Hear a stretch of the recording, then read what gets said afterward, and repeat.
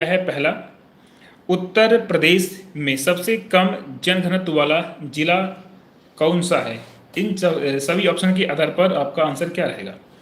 Answer A रहेगा, आपका B रहेगा, सी रहेगा या आपका डी रहेगा। अगर इन चारों ऑप्शन के आधार पर हम बात करेंगे तो आपका जो यहाँ पर आंसर बनेगा इस क्वेश्चन में वो आपका बनेगा हमीरपुर। न्यूनतम की अगर यहाँ पर हम बात करते हैं तो आपके 5 आपके जिले हैं न्यूनतम। सबसे कम यहाँ पर है ललितपुर में। कहाँ पर है?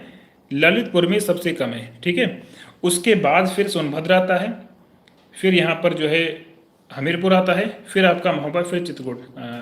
इसका आंसर यहाँ पर आपका रहेगा, एक सेकेंड, इसका जो आंसर आपका रहेगा वो आपका सोनभद्र रहेगा। ठीक है, मैंने गलती से आपको हमीरपुर बता दिया है, इसका आंसर आपका रहेगा सोनभद्र। तो ये आपका ये पहला क्वेश्चन है, आंसर इसका आपका रहेगा सोनभद्र। ठीक है, तो सबसे कम कहाँ का है? ललितपुर का है, फिर उससे ज़्यादा सोनभद्र का है, फिर उससे ज़्यादा हमीरपुर का है, फिर उससे ज़्यादा महोबा का है, फिर उससे ज़्यादा चित्रकूट का है। ठीक है, ये आपका बढ़ते हुए क्रम में है। तो जब भी हम लोग बात करेंगे उत्तर प्रदेश में सबसे कम जनघनत्व वाला जिला कौन सा है, तो आपको ध्यान में रखना है सबसे कम कहाँ का आपका जनघनत्व है, तो वो यहाँ पर आपका रहेगा ललितपुर का। और इन ऑप्शन के आधार पर आपका आंसर रहेगा सोनभद्र का। ठीक है, और अगर यहीं पर आपसे पूछ लिया जाए कि सबसे ज़्यादा जो आपका जनघनत्व है वो कौन से जिले का है, तो सबसे ज़्यादा मित्रों यहाँ पर रहेगा गाजियाबाद का। किसका रहेगा?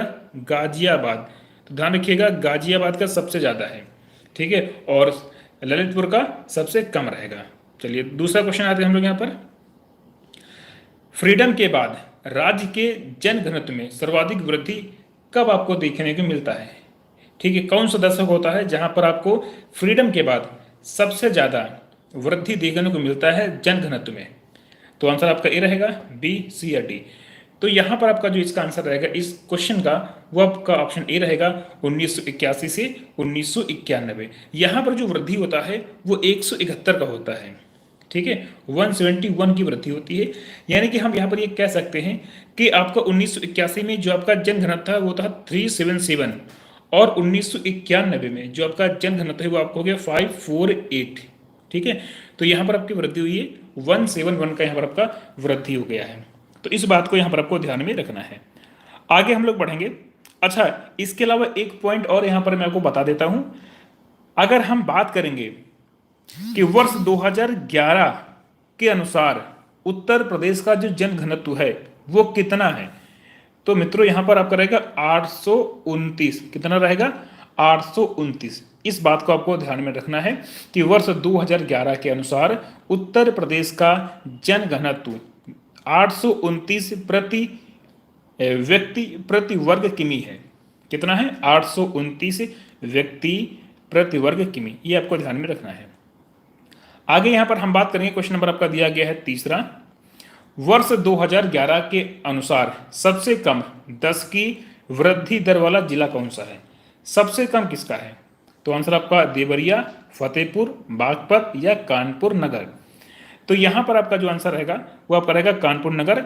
इसका कितना है? 9.9%। कितना है? 9.9%। और यहां पर अगर आपसे पूछ लिया जाए कि आप ये बताइए सर्वाधिक जो आपका 10 की वृद्धि दर है वो कौन से जिले का है, तो अगर यहां पर हम सबसे ज्यादा का बात करेंगे, सर्वाधिक का बात करेंगे, तब आपका आंसर रहेगा गौतम बुद्ध नगर। क्या रहेगा? गौतम बुद्ध नगर आपका आंसर यहां पर हो जाएगा। क्वेश्चन नंबर आपका दिया गया 4। यहां पर बोला गया है कि 2011 के अनुसार सर्वाधिक 10 की वृद्धि दर वाला जिला कौन सा है? आंसर ए रहेगा आपका, बी, सी या डी। अगर हम इन ऑप्शन की बात करेंगे तो इन ऑप्शन के अनुसार आंसर डी रहेगा गाजियाबाद। अगर आपको ये ऑप्शन नहीं दिखते हैं, वैसे हम बात करेंगे कि सर्वाधिक कहाँ का है, तो फिर मित्रों सर्वाधिक है गौतम बुद्ध नगर का। गौतम बुद्ध नगर का क्या है? सर्वाधिक है। इस बात को यहाँ पर आपको ध्यान में रखना है, गौतम बुद्ध नगर का आपका सर्वाधिक है। और ऑप्शन के आधार पर बात करेंगे तो फिर यहाँ पर आपका गाजियाबाद रहेगा, क्योंकि गौतम बुद्ध नगर के बाद गाजियाबाद का नंबर आता है। ठीक है, तो गौतम बुद्ध नगर, गाजियाबाद, श्रावस्ती, बहराइच, बलरामपुर, ये आपका घटता हुआ क्रम है। ठीक है, आगे हम आते क्वेश्चन नंबर 5 पर आते हैं। पूछा गया है कि 0 से 6 आयु वर्ग जनसंख्या का सर्वाधिक प्रतिशत अनुपात कौन से जिले का है? तो परसेंटेज अनुपात यहाँ पर कौन से जिले का है? आंसर आपका रहेगा कानपुर नगर, बहराइच, झांसी या आपका लखनऊ रहेगा। अब यहाँ पर हम बात करेंगे कि 0 से लेकर 6 आयु वर्ग जनसंख्या का सर्वाधिक प्रतिशत अनुपात यह आपका बहराइच का है। आंसर आपका बी रहेगा। और सबसे कम की हम लोग बात करेंगे तो आपका कानपुर नगर रहेगा। क्वेश्चन नंबर आपका दिया गया है पर 6, 2011 के अनुसार राज्य में सर्वाधिक आबादी वाला जिला कौन सा है? अगर कोई आपसे पूछ ले, बताइए कि सर्वाधिक आबादी वाला आपका कौन सा जिला रहेगा या कौन सा जिला आपका है? मुरादाबाद, लखनऊ, चित्रकूट या श्रावस्ती? इन सभी ऑप्शन के आधार पर अगर हम बात करेंगे तो यहाँ पर आपका जो आंसर रहेगा वो आपका रहेगा मुरादाबाद। ठीक है, मुरादाबाद से ज़्यादा कौन से जिले का रहेगा यहाँ पर जो है जनसंख्या आबादी? तो वो आपका है प्रयागराज का। सबसे ज़्यादा कहाँ का है? सबसे ज़्यादा जो है यहाँ पर आपका आबादी वो आपका प्रयागराज का है, और प्रयागराज के बाद फिर आपका आता है मुरादाबाद का। ठीक है, तो आपका जो क्रम है वो आपका, अगर हम 5 जिलों की बात करेंगे सर्वाधिक वाले, तो आपका क्रम क्या रहेगा? सबसे ज़्यादा प्रयागराज का है, फिर मुरादाबाद है, गाजियाबाद, आजमगढ़ और फिर लखनऊ आ जाएगा। ठीक है, तो ये आपके 5 जिले हैं जहाँ पर सर्वाधिक आपकी जनसंख्या आपको देखने को मिलती है, आबादी आपको देखने को मिलती है। अगर यहीं पर कोई आपसे ये पूछ ले कि सबसे कम कहाँ का है, सबसे कम कहाँ का है, तो मित्रों सबसे कम कहाँ का रहेगा? वो आपका रहेगा महोबा का। ठीक है, एक बात इसको ध्यान रखिएगा, सबसे कम आपका महोबा का रहेगा। ठीक है, और सर्वाधिक की बात करेंगे हम तो आपका रहेगा प्रयागराज। पेपर में बहुत बार पूछा गया है और काफ़ी ज़्यादा ये क्वेश्चन आपकी एग्जाम के लिए महत्वपूर्ण बन जाता है। आगे यहाँ पर हम लोग बात करें, क्वेश्चन नंबर आपका दिया गया 7। यहाँ पर क्या बोला गया है कि 0 से 6 आयु वर्ग में सबसे कम आबादी निम्न में से कौन से जिले का है? आपको ये बताना है कि सबसे कम जो आबादी है वो यहाँ पर कौन से जिले का है। आंसर आपका ए रहेगा, आंसर आपका बी रहेगा, आंसर आपका सी रहेगा या आंसर आपका यहाँ पर डी रहेगा। इन सभी ऑप्शन में आप यहाँ पर आंसर क्या टिक करोगे? तो जब हम 0 से 6 की यहाँ पर बात करेंगे तब आपका जो आंसर सबसे कम की बात करेंगे, इन ऑप्शन के आधार पर आपका रहेगा यहाँ पर जो है महोबा। तो 0 से 6 आयु वर्ग में सबसे कम आबादी वाला जो जिला है उसमें आपका महोबा नंबर 1 पर आता है। महोबा के बाद फिर बढ़ते हुए क्रम में हमीरपुर, चित्रकूट, बागपत और औरैया आपका आ जाएगा। सबसे कम की हम लोग बात कर रहे हैं। ठीक है, और सर्वाधिक की मित्रों बात करेंगे तो 0 से 6 आयु वर्ग में सर्वाधिक आबादी वाले जो आपके जिले हैं उसमें नंबर 1 पर है आपका प्रयागराज। ठीक है, जब भी यहाँ पर हम सर्वाधिक की बात करेंगे तो सर्वाधिक में आपका एक जिला आ जाएगा यहाँ पर आपका प्रयागराज। ठीक है, और सबसे कम की बात करेंगे तो आपका यहाँ पर रहेगा महोबा। चलिए, क्वेश्चन नंबर आपका दिया गया 8। पूछा गया कि वर्ष 2011 के अनुसार राज्य में महिला व पुरुष साक्षरता के बीच सर्वाधिक अंतर वाला जिला कौन सा है? आंसर आपका रहेगा कानपुर नगर, लखनऊ, महाराजगंज या बहराइच। 4 आंसर आपके सामने यहाँ पर दिया गया है। आंसर आपका ए रहेगा, आपका बी रहेगा, सी रहेगा या आपका ऑप्शन नंबर डी रहेगा। तो आंसर यहाँ पर आपका रहेगा ऑप्शन नंबर सी, महाराजगंज। तो सर्वाधिक अंतर आपका महाराजगंज का है और सबसे कम की बात करेंगे तो फिर आपका रहेगा कानपुर नगर का। ठीक है, तो वर्ष 2011 के अनुसार राज्य में महिला व पुरुष साक्षरता के बीच अंतर 20.1% का है सर्वाधिक। मतलब अगर हम बात करेंगे वर्ष 2011 के अनुसार बात करेंगे तो राज्य में महिला हो गया और पुरुष हो गया, उनके बीच जो यहाँ पर अंतर है साक्षरता को लेकर वो आपका 20.1% है। और यहाँ पर अगर हम बात करें इस तरह से तो आपका जो महाराजगंज है वहाँ पर अंतर सर्वाधिक है और कानपुर में सबसे कम यहाँ पर अंतर देखने को मिलता है। ठीक है, क्वेश्चन नंबर आपका यहाँ पर 9 दिया गया है। उत्तर प्रदेश में सर्वाधिक शिशु लिंगानुपात वाला प्रमुख जिला कौन सा है? तो सर्वाधिक यहाँ पर किसका रहेगा? आंसर आपका ए रहेगा, आपका बी रहेगा, सी रहेगा या डी रहेगा। एक बात मैं यहाँ पर आपको पहले से बता दूं, जब भी यहाँ पर हम बात करेंगे सर्वाधिक के बारे में तो सबसे ज्यादा कहाँ का है, सबसे अधिक कहाँ का है? वो आपका है बलरामपुर का। किसका है? बलरामपुर। ठीक है, वो आपका है बलरामपुर का। ठीक है, बट अगर हम यहाँ पर ऑप्शन की बात करेंगे तो ऑप्शन में बलरामपुर यहाँ पर नहीं दिया गया है। तो फिर यहाँ पर कौन कौन सा आपका आ जाएगा? तो बलरामपुर के बाद जो नंबर आता है फिर वो आपका आता है यहाँ पर जो सिद्धार्थ नगर यहाँ पर ऑप्शन में आपको दिख रहा, ये आपका हो जाएगा। ठीक है, और बहराइच, ये दोनों आपको दिख जाएंगे, यानी कि यहाँ पर आंसर इसका ई हो जाएगा। ठीक है, आपका क्रम क्या है? तो सबसे ज्यादा बलरामपुर में 950 है, उसके बाद संत कबीर नगर में 942 है, फिर सिद्धार्थ नगर और बहराइच में बराबर है 935, उसके बाद अंबेडकर नगर और बाराबंकी में बराबर है 932, उसके बाद में महाराजगंज और फैजाबाद में आपका बराबर है 931 दोनों जगह पर। ठीक है, तो इस तरीके से यहाँ पर आपका पूरा क्रम है। और अगर आपसे ये पूछा जाए कि बताइए उत्तर प्रदेश में सबसे कम उत्तर प्रदेश में राज्य में सबसे कम शिशु लिंगानुपात वाला जिला कौन सा है? तो सबसे कम की अगर यहाँ पर हम लोग बात करेंगे तो फिर आपका आंसर रहेगा बागपत। तो बागपत का कितना है? बागपत का है 841। ठीक है, तो इस बात को यहाँ पर आपको ध्यान में रखना है। वर्ष 2011 के अनुसार उत्तर प्रदेश की कुल जनसंख्या में ग्रामीण जनसंख्या का अनुपात कितना है? ये सारे यहाँ पर बीच में आपका पॉइंट लगा हुआ है सब में, ठीक है, यहाँ पर भी पॉइंट है, यहाँ पर भी पॉइंट है, सब में बीच में पॉइंट आपका लगा हुआ है। तो 77.73%, 38.90%, 22.27% या 90%। तो इस प्रश्न का जो आंसर है, हम जब बात करेंगे ग्रामीण को लेकर तब रहेगा 77.73%, और यहाँ पर अगर हम नगर की बात कर लेंगे तो नगर का आपका रहेगा 22.27%। तो ये आपका नगर वाला लिखा, ये आपका नगर का है, ठीक है, और ये किसका है? ये आपका ग्रामीण का है। किसका है? ये आपका ग्रामीण का है, ठीक है। तो दोनों बातों को यहाँ पर आपको ध्यान में रखना है। आगे हम लोग बढ़ते हैं। क्वेश्चन नंबर आपको यहाँ पर दिया गया है अगला, ठीक है। ये जितने भी प्रश्न है यहाँ पर मैं आपको कंटिन्यू लगातार करा रहा हूँ, ये सारे आपके बहुत ही महत्वपूर्ण हैं। इसका पीडीएफ आपको मिल जाएगा टेलीग्राम पर, ठीक है। तो आपको टेलीग्राम को यहाँ पर ज्वाइन कर लेना है। टेलीग्राम यहाँ पर आप लोग ज्वाइन कर लीजिएगा। इसका पीडीएफ मैं टेलीग्राम पे आपको भेजूंगा, और पीडीएफ के लिए टेलीग्राम का जो लिंक है इस वीडियो की डिस्क्रिप्शन बॉक्स में आपको मिल जाएगा, ठीक है। नंबर 11 क्वेश्चन की बात करते हैं। उत्तर प्रदेश के निम्नलिखित में से किस जिले में प्रतिवर्ष बटेश्वर मेला का होता है आयोजन? तो कहाँ पर आपका बटेश्वर मेला किया जाता है आयोजित?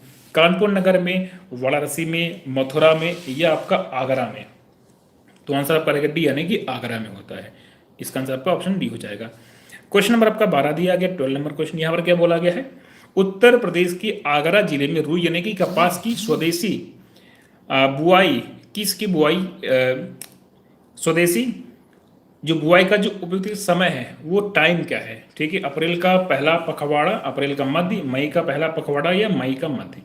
तो अगर यहाँ पर हम बात करेंगे तो इसका जो आंसर रहेगा यानी कि अप्रैल का पहला पखवाड़ा, आंसर आपका ए हो जाएगा। क्वेश्चन नंबर आपका 13 दिया गया है। 2011 की जनगणना के अनुसार उत्तर प्रदेश की अगर यहाँ पर हम बात करेंगे जनसंख्या का यानी कि वृद्धि परसेंटेज क्या है, जो वृद्धि प्रतिशत है वो यहाँ पर क्या है? तो अगर हम इन सभी ऑप्शन की बात करेंगे तो आंसर आपका रहेगा बी, यानी कि 20.23%। क्वेश्चन नंबर आपका दिया गया 14। यहाँ पर क्या बोला गया है? उत्तर प्रदेश के निम्नलिखित में से किस जिले में केंद्र सरकार की अफीम की फैक्ट्री है? तो अफीम का फैक्ट्री कहाँ पर है? वाराणसी में है, बलिया में है, गाजीपुर में या आपका कानपुर में है? तो अगर हम अफीम की फैक्ट्री की बात करेंगे तो ये मित्रों कहाँ पड़ेगा? गाजीपुर में। इसका आंसर आपका ऑप्शन नंबर बी रहेगा, यानी कि गाजीपुर, ठीक है। चलिए क्वेश्चन नंबर आपका 15 यहाँ पर दिया गया है।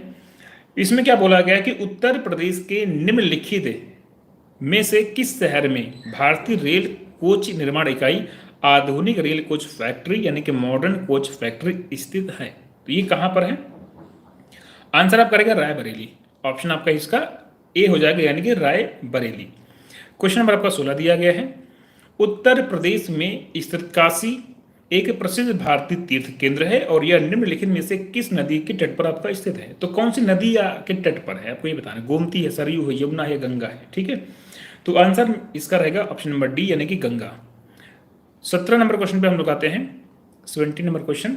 उत्तर प्रदेश के निम्नलिखित में से किस शहर में राजकीय कला एवं शिल्प महाविद्यालय यानी कि government college of arts and crafts स्थित है? लखनऊ में है, कानपुर नगर में है, कानपुर में है, वाराणसी में या आपका गोरखपुर में है? तो इसका आंसर आपको हो जाएगा लखनऊ में, आपको ये पड़ेगा, ठीक है। क्वेश्चन नंबर आपका यहाँ पर दिया गया 18। ये सभी प्रश्न आपके पेपर में पूछे गए हैं और बार बार एग्जाम में इनको रिपीट किया जाता है। आपको इन सभी प्रश्नों को एज इट इज याद कर लेना है। आपको ये पेपर में 100% दिखेंगे, ठीक है। आपको इन सभी प्रश्नों को एज इट इज याद कर लेना है, इनको आपको रट लेना है, ठीक है। आगे हम बात करेंगे उत्तर प्रदेश का लखनऊ शहर निम्नलिखित में से किस हथकरघा यानी कि हैंडलम का उत्पादन केंद्रों के लिए प्रसिद्ध है? आंसर आपका ए रहेगा, आपका बी रहेगा, आपका सी रहेगा, आपका डी रहेगा। क्या यहाँ पर आंसर रहेगा इसका? तो इस प्रश्न का आंसर आपका रहेगा यानी कि चिकन कारीगरी, ऑप्शन सी। क्वेश्चन नंबर आपका है 19 दिया गया है। बोला गया यहाँ पर कि जनगणना 2011 के अनुसार जो रिपोर्ट है उत्तर प्रदेश में बाल लिंगानुपात कितना है? जो बालकों का जो लिंगानुपात है वो कितना है? तो इन सभी ऑप्शन के आधार पर आंसर आपका रहेगा डी, यानी कि 902। इसके अलावा अगर हम बालकों की बात नहीं करेंगे और ऐसे अगर हम देखेंगे उत्तर प्रदेश का जो लिंगानुपात कितना है, तो यूपी का जो आपका लिंगानुपात है वो आपका 912 है, और बच्चों की बात करेंगे तो 902 आपका हो जाएगा। क्वेश्चन नंबर आपका है 20 नंबर क्वेश्चन। यहां पर क्या बोला गया है, स्वतंत्र भारत में किस राज्य की प्रथम महिला राज्यपाल कौन थी। मतलब क्वेश्चन यहाँ पर इस तरीके से दिया गया है कि स्वतंत्र भारत में किस राज्य की प्रथम महिला राज्यपाल कौन थी। तो ये उत्तर प्रदेश की थी। नाम क्या था इनका, सरोजनी नायडू। ये बनी थी पहली राज्यपाल किसी भी राज्य की पूरे भारत में। तो इस बात को यहाँ पर आपको ध्यान में रखना है, ठीक है। तो मित्रों, हमने यहाँ पर 20 प्रश्नों को आज कंप्लीट किया है। ये सीरीज आपका टॉप के 500 प्लस प्रश्न आपको करवाने हैं, लगातार चलता रहेगा। आप सभी अपना सपोर्ट करिएगा, अधिक से अधिक वीडियो को शेयर करिएगा।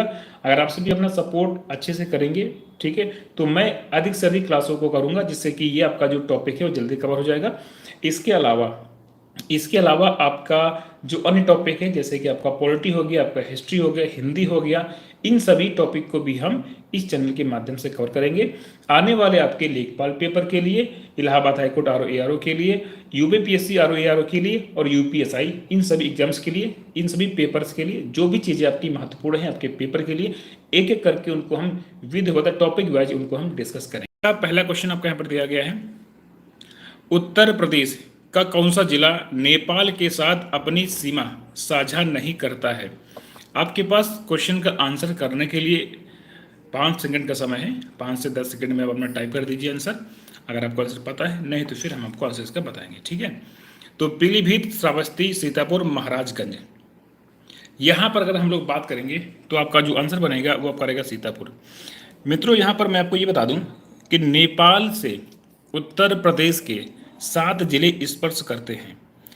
Number 1 Pilibhit, number 2 Kheri, number 3 Bahraich, number 4 Shravasti, number 5 Balrampur, number 6 Siddharthnagar और नंबर 7 महाराजगंज।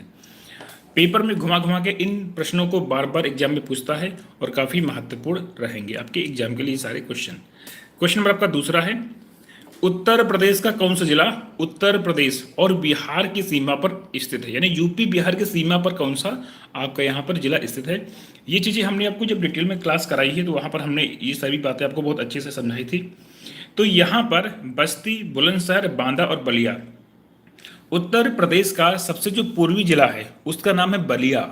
तो यहाँ पर आंसर आपका रहेगा ऑप्शन नंबर डी, यानी कि बलिया ही वो आपका जिला रहेगा जो कि उत्तर प्रदेश और बिहार की सीमा पर स्थित होगा, क्योंकि आपका ये पूर्वी जिला है। उत्तर प्रदेश का सबसे पूर्वी जिला आपका बलिया है।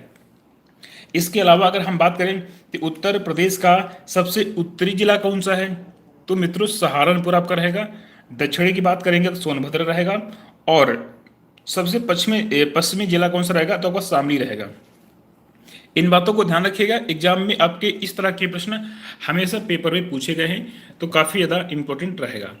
क्वेश्चन नंबर आपका तीसरा है, उत्तर प्रदेश के किस शहर को सुहाग नगरी कहा जाता है। यह शहर कांच की चूड़ियाँ बनाने के लिए प्रसिद्ध है।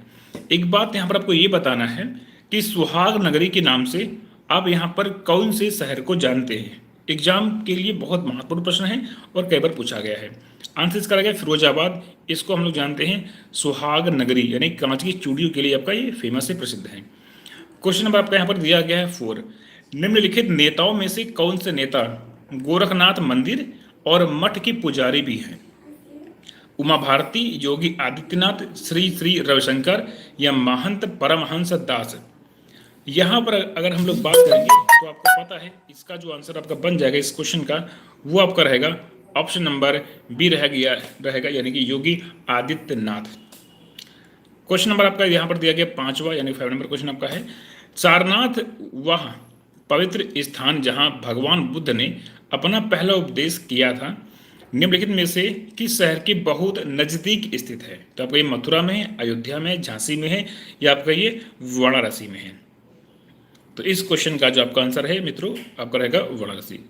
क्वेश्चन नंबर आपका यहाँ पर 6 दिया गया है, उत्तर प्रदेश का कौन सा शहर चिकन कारीगरी साड़ियाँ नामक सुंदर कढ़ाई वाली साड़ियों के लिए प्रसिद्ध है। चिकन कारीगरी साड़ियाँ के लिए कौन सा यहाँ पर आपका शहर जिला आपका बहुत ही प्रसिद्ध है, फेमस है। तो यहाँ पर हम बात करेंगे तो इसका आंसर आपका रहेगा बी यानी कि लखनऊ। यहाँ पर इसका आंसर आपका लखनऊ रहेगा। क्वेश्चन नंबर आपका 7 है, उत्तर प्रदेश के किस शहर में 11 मंजिला पागल बाबा मंदिर मिलेगा? तो 11 मंजिला जो पागल बाबा मंदिर है ये कहाँ पर आपको देखने को मिलता है या कहाँ पर है? वृंदावन में है, वाराणसी में, सारनाथ, चित्रकूट? आंसर आपका रहेगा यहाँ पर जो है ऑप्शन नंबर इसका ए रहेगा यानी कि वृंदावन। क्वेश्चन नंबर आपका यहाँ पर 8 दिया गया है, बुंदेलखंड नामक क्षेत्र निम्नलिखित में से किस सीमा के अंतर्गत आता है? उत्तर प्रदेश और बिहार की सीमा, उत्तर प्रदेश और मध्य प्रदेश की सीमा, उत्तर प्रदेश नेपाल की सीमा, उत्तर प्रदेश उत्तराखंड सीमा? यहां पर अगर हम बात करेंगे इस प्रश्न के बारे में तो आंसर आपका रहेगा उत्तर प्रदेश और मध्य प्रदेश की सीमा, यूपी और एमपी की सीमा। आप सभी को पता है कि एक बात यहाँ पर आपको अच्छे से ध्यान में रखना है कि उत्तर प्रदेश की अगर हम बात करेंगे, उत्तर प्रदेश के जिलों की बात करेंगे, सबसे लंबी जो एक सीमा रेखा बनता है किसी भी राज्य के साथ वो मध्य प्रदेश है। यूपी और मध्य प्रदेश में सबसे लंबी सीमा स्पर्श करता है। ठीक है, आप सभी को पता होगा कि मध्य प्रदेश के 11 जिले ऐसे हैं, मतलब यूपी के 11 जिले ऐसे हैं जो कि मध्य प्रदेश को टच करते हैं। तो मध्य प्रदेश को टच करने वाले यूपी के 11 जिले हैं जो कि मध्य प्रदेश को टच करते हैं। इस बात को यहाँ पर आपको ध्यान में रखना है। चलिए, क्वेश्चन नंबर आपका यहाँ पर दिया गया है 9। यहाँ पर क्या कि उत्तर प्रदेश के निम्नलिखित नगरों में से किसे स्मार्ट विकास कार्यक्रम में विकास के लिए केंद्रीय सरकार द्वारा नहीं चुना गया? तो ये आपका 2018 में पूछा गया था, तो उस टाइम पर ये करंट का क्वेश्चन आपका बन रहा था। ठीक है, तो अगर हम उस हिसाब से बात करेंगे 2018 के अनुसार अगर यहाँ पर हम बात करेंगे कि इसका जो आंसर है वो यहाँ पर क्या रहेगा। ठीक है, तो मित्रों आप लोग बताइए इसका आंसर क्या रहेगा। एक बार लखनऊ रहेगा, इलाहाबाद रहेगा, या आपका जो है प्रयागराज रहेगा, इसका आंसर क्या रहेगा। ठीक है, तो अगर हम वर्ष जो आपका पेपर हुआ था उसके अनुसार बात करेंगे तो इसका आंसर आपका रहेगा गाजियाबाद यहाँ पर रहेगा। ठीक है, चलिए क्वेश्चन नंबर आपका 10 यहाँ पर दिया गया है, गोविंद बल्लभ सागर कहाँ स्थित है? तो ये है कहाँ पर? ये उत्तराखंड में है, ये आपका उत्तर प्रदेश में है, ये आपका जो है बिहार में है, या आपका उड़ीसा में, तो है कहाँ पर ये? तो अगर यहाँ पर हम बात करेंगे इस प्रश्न के बारे में तो बिल्कुल सिंपल सा आंसर इसका रहेगा यानी कि उत्तर प्रदेश, और ये प्रश्न आपका बहुत ही महत्वपूर्ण रहेगा। क्वेश्चन नंबर 11 आपका है, उत्तर प्रदेश का प्रमुख वाणिज्यिक फसल कौन है? यूपी की जो मुख्य एक वाणिज्यिक फसल होती है वो यहाँ पर कौन सी है? तो जूट है, गन्ना है, कपास है, आपका तिलहन है। तो इसका आंसर पड़ेगा बी यानी कि गन्ना आपको हो जाएगा। क्वेश्चन नंबर आपका 12 है, उत्तर प्रदेश के मुख्यमंत्री ने कहाँ से यहाँ पर जो है इसे फिलाइटिस से निपटने के लिए टीकाकरण अभियान का शुरुआत किया? तो ये कहाँ से इसकी शुरुआत करते हैं? तो मित्रों ये करते हैं कुशीनगर से। इसका आंसर पर ऑप्शन नंबर डी हो जाएगा। क्वेश्चन नंबर आपका दिया गया यहाँ पर जो है 13, उत्तर प्रदेश सरकार ने विकलांग कल्याण विभाग का नाम चेंज किया है और बदल कर इसका नाम क्या कर दिया है? तो ये प्रश्न काफ़ी आपका महत्वपूर्ण है, पेपर में ये फिर से आपसे पूछ सकता है। तो इसका आंसर है दिव्यांग जन विकास सशक्तिकरण। इसका आंसर आपका ऑप्शन नंबर ए हो जाएगा। क्वेश्चन नंबर आपका 14 यहाँ पर दिया गया है, गोरखपुर हवाई अड्डे का नाम बदलकर यहाँ पर क्या कर दिया गया है? अब इसका नाम चेंज किया गया है, तो चेंज करके नाम क्या किया गया आपसे ये पूछ रहा। तो इसका नाम है महायोगी गोरखनाथ हवाई अड्डा, इसका नाम यहाँ पर किया गया है। क्वेश्चन नंबर आपका यहाँ पर दिया गया है अगला 15 नंबर क्वेश्चन आपका दिया गया है, उत्तर प्रदेश में पागल बाबा मंदिर अपनी कठपुतली प्रदर्शनी के लिए प्रसिद्ध है, तो यह कहाँ पर है? देखो मित्रों ये प्रश्न आपका जो है 2 बार रिपीट हुआ है, इसके पहले भी अभी आपने ये क्वेश्चन किया है और ये फिर से पूछा गया है। तो यानी कि अगर आप ये टॉप के 500 प्लस प्रश्नों को अच्छे से कर लेंगे तो चाहे आपको आरओ का पेपर देना हो, चाहे आपको पीसीएस का देना हो, इलाहाबाद हाईकोर्ट वाला आरओ देना हो, लेखपाल का एग्जाम देना है, लोअर पीसीएस, आपको बिल्कुल भी कोई दिक्कत नहीं होगा। ये सभी क्वेश्चंस आपके पेपर में बार बार रिपीट होते हैं और एग्जाम में आप बहुत ही बेहतरीन करके आओगे इस टॉपिक से। ठीक है, तो इसका आंसर आप पड़ेगा वृंदावन। क्वेश्चन नंबर आपका 16 है, इलाहाबाद में 1857 के विद्रोह का नेतृत्व यहाँ पर किसके द्वारा किया गया? ये जो नेतृत्व है वो किसने किया यहाँ पर? तो ये प्रश्न बहुत ही एक महत्वपूर्ण क्वेश्चन रहेगा। इसका आंसर रहेगा इलाहाबाद का तो लियाकत अली आप करेंगे। 17 पे आते हैं, उत्तर प्रदेश का राज्य वृक्ष क्या है? यूपी का जो राज्य वृक्ष है वो यहाँ पर क्या है? आंसर आपका ए रहेगा, बी, सी या डी। तो इसका आंसर आपका रहेगा अशोक। क्वेश्चन नंबर आपका दिया गया है 18 यानी कि 18 नंबर क्वेश्चन को हम लोग करेंगे, डिस्कस करेंगे। एक प्रसिद्ध धार्मिक तीर्थ स्थल नैमिषारण्य उत्तर प्रदेश के कौन से जिले में है? तो आंसर आपका रहेगा सीतापुर। ये प्रश्न आपके पेपर में बहुत बार आया है। 19 पर आते हैं, भारत के राष्ट्रपति श्री रामनाथ कोविंद जी का जन्म कहाँ पर हुआ है? मतलब इनका जन्म कहाँ पर हुआ है? ठीक है, तो जन्म इनका हुआ है मित्रों कानपुर में। ठीक है, अगला क्वेश्चन आपका 20 नंबर यहाँ पर दिया गया है, प्रदेश स्थापना दिवस कब मनाते हैं? तो प्रदेश स्थापना दिवस मनाया कब जाता है, इसको मनाते कब है? ठीक है, तो ये मनाते हैं, आंसर आपका ए रहेगा, बी, सी या डी। तो बिल्कुल सिंपल आंसर ऑप्शन ए यानी कि 24 जनवरी। 21 नंबर क्वेश्चन बहुत महत्वपूर्ण है और बहुत सारे परीक्षाओं में इसको बार बार रिपीट किया गया है। उत्तर प्रदेश में माल एवं सेवा कर जीएसटी कब से लागू किया गया है? तो जीएसटी लागू कब से हुआ है? तो ये लागू हुआ है 1 जुलाई 2017 से। कब से लागू हुआ है? 1 जुलाई 2017 से आपको ये लागू किया गया है। चलिए, तो आपके 21 क्वेश्चन यहाँ पर हो गए हैं। हम लोग आते हैं 22 पर। उत्तर प्रदेश राज्य में निम्न में से किस लोकायुक्त का कार्यकाल सर्वाधिक रहा है? ये प्रश्न आपका बहुत इंपॉर्टेंट बनेगा एग्जाम के लिए और कई सारी परीक्षाओं में इसको बार बार रिपीट किया गया, बार बार पूछा गया है। तो अगर यहाँ पर हम बात करेंगे इस प्रश्न को लेकर, अगर हम बात करेंगे किसका आंसर क्या यहाँ पर रहेगा, तो आपको ध्यान में रखना है, यहाँ पर रहेगा न्यायमूर्ति इनके मेहरोत्रा। इनका सबसे लंबा कार्यकाल रहा, सबसे लंबा रहा। ठीक है, 23 पर हम लोग आते हैं, उत्तर प्रदेश में उर्दू को द्वितीय राजभाषा कब घोषित किया गया? मतलब जो उर्दू है उसको द्वितीय राजभाषा घोषित कब किया गया? तो ये किया गया है 1989 में। कब किया गया है? 1989 में। 24 पर हम लोग आते हैं, उत्तर प्रदेश राज्य में किस जनपद में लिंग अनुपात सबसे ज्यादा है? जो आपका लिंगानुपात है मित्रों वो सबसे अधिक है। तो आजमगढ़ में है, देवरिया में है, गोरखपुर में है या आपका जो है जौनपुर में है। तो आपको यहाँ पर इस क्वेश्चन का यहाँ पर आंसर आपको बताना है। तो आंसर आपका यहाँ पर रहेगा यानी कि आपका ये जौनपुर रहेगा। जौनपुर में मित्रों सबसे ज्यादा है लिंगानुपात। ठीक है, 25 पर हम लोग आते हैं। 25 नंबर क्वेश्चन में बोला गया है कि निम्न में से किसने उत्तर प्रदेश राज्य के राज्यपाल का पदभार कभी नहीं संभाला है? यानी कभी संभाला ही नहीं है। तो यहाँ पर आपका रहेगा श्री चंद्र भानु गुप्ता रहेंगे। 26 पर हम लोग आ जाते हैं, उत्तर प्रदेश में सस्य जलवायु क्षेत्रों की संख्या कितनी है? तो जो आपके सस्य जलवायु क्षेत्र हैं उनकी संख्या कितनी है? 5 है या आपका 7 है, 9 है या आपका 11 है? तो आंसर आपका रहेगा यानी कि ऑप्शन नंबर सी रहेगा यानी कि 9। क्वेश्चन नंबर आपका दिया गया 27 पे हम बात करेंगे, वर्ष 2016 में उत्तर प्रदेश प्रवासी दिवस किस दिन मनाया गया? ये प्रश्न आपका 16 में पूछा गया था। ठीक है, तो यहाँ पर आपका इसका आंसर रहेगा 4 जनवरी। तो ये उस टाइम का ये करंट का क्वेश्चन था, तो आपसे पूछा गया था। आगे हम बात करेंगे 28 नंबर क्वेश्चन पे आते हैं, उत्तर प्रदेश के किस स्थान पर भारतीय सरकरा तकनीकी संस्थान स्थित है? ये आपका काफी एक महत्वपूर्ण प्रश्न बन जाएगा आपके पेपर के लिए। इन सभी ऑप्शन के आधार पर अगर हम बात करेंगे, आंसर ए और बी, सी और डी।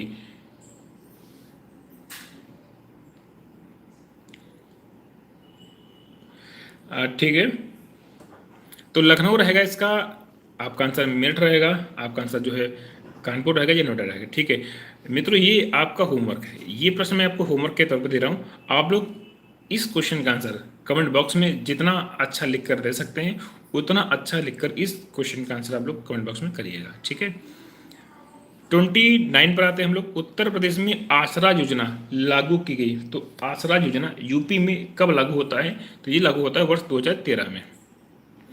क्वेश्चन नंबर यहाँ पर आपका दिया गया 30, उत्तर प्रदेश का प्रथम लोकायुक्त कौन था? यूपी का जो पहला लोकायुक्त बनता है उनका नाम आपको बताना है यहाँ पर। ठीक है, तो इनका नाम है विशंबर दयाल। इसका आंसर नंबर आपका डी हो जाएगा यानी कि विशंबर दयाल।